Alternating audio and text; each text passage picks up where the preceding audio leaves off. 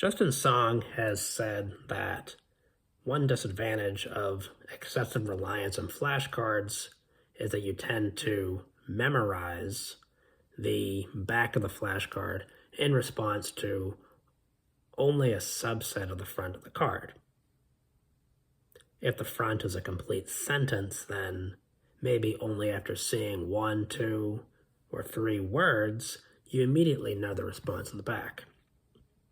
Language learning with audio samples at the front of the flashcard with the back as a transcript, this kind of language learning might be compromised by this disadvantage of flashcards if in your sessions you don't expose yourself to sufficient new samples.